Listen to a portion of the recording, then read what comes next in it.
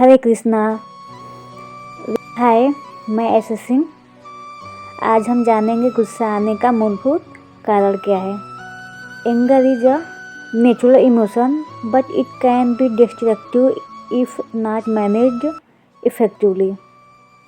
So we shall know how to overcome own anger and get immediately inner piece.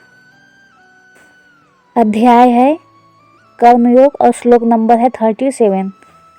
श्लोक है काम एष क्रोध एष रजोगुण समुद्धव महासानु महापापमा विध्येनम इहा वर्णिलम।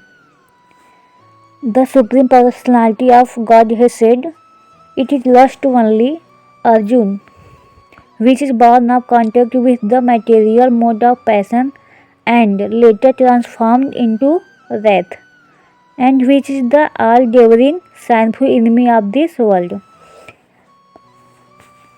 श्री भगवान कह रहे हैं अर्जुन से, हे अर्जुन, इसका कारण रजोगुण के संपर्क से उत्पन्न काम ही है, जो बाद में क्रोध का रूप धारण करता है और जो इस संसार का सर्वभक्षी पापी शत्रु है।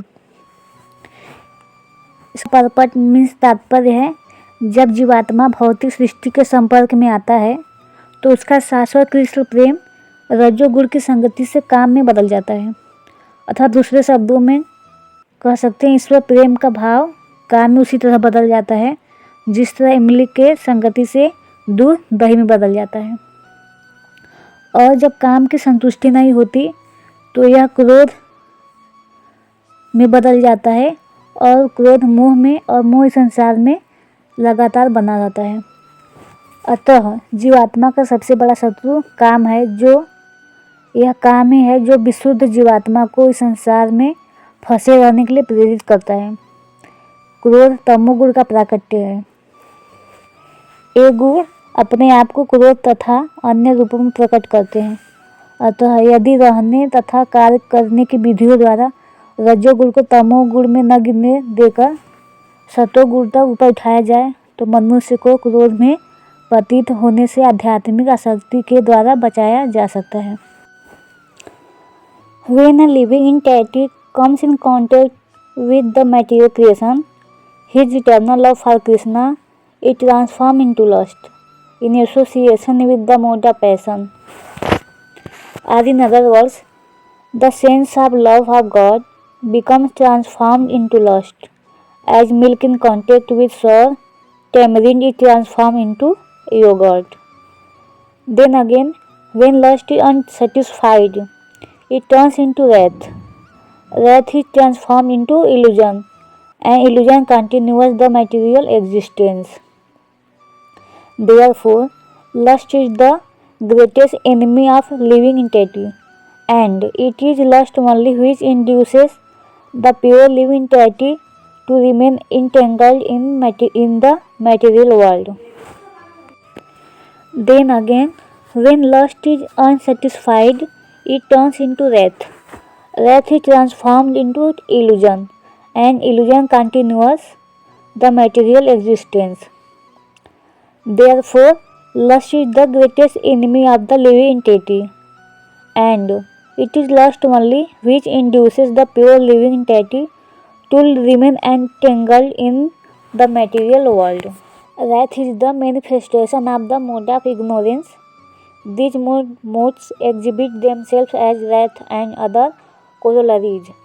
If therefore the mode of passion, instead of being degraded into the mode of ignorance, is elevated to the mode of goodness by the prescribed method of living and acting, then one can be saved from the degradation of wrath by spiritual attachment. अपने नित्य वर्धमान चिदानंद के लिए भगवान ने अपने आप को अनेक रूपों में विस्तारित कर लिया और जीवात्माएं उनके इस चिदानंद के ही अंश हैं। उनको भी आंशिक स्वतंत्रता प्राप्त है, किंतु अपनी स्वतंत्रता का दुरुपयोग करके जब वे सेवा को इंद्रिय सुख में बदल देती है तो वे काम की चपेट में आ जाती हैं। भगवान ने इस सृष्टि की रचना जीवात्माओं के लिए इन कामपूर्ण रुचियों की पूर्ति हेतु सुविधा प्रदान करने के निमित्त की और जब जीवात्माएं दीर्घकाल तक काम कर्मों में फंसे रहने के कारण पूर्णतया उब जाती हैं तो वे अपना वास्तविक स्वरूप जानने के लिए जिज्ञासा करने लगती हैं। यही जिज्ञासा वेदांत सूत्र का प्रारंभ है, जिसमें यह कहा गया है, अथा तो ब्रह्म जिज्ञासा, मनुष्य को परम तत्व की जिज्ञासा करनी चाहिए। और इस परम तत्व की परिभाषा श्रीमद् भागवत में इस प्रकार दी गई है, जन्मादस्य यतो अन्वयादितरश्च, सारी वस्तुओं का उद्गम परब्रह्म है, अतः काम का उद्गम भी परब्रह्म से हुआ है।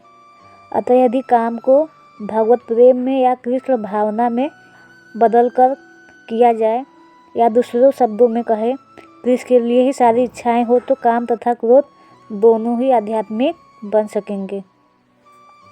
भगवान राम के अनन्य सेवक हनुमान जी ने रावण की स्वर्णपुरी को जलाकर अपना क्रोध प्रकट किया, किंतु ऐसा करने से वे भगवान के सबसे बड़े भक्त बन गए।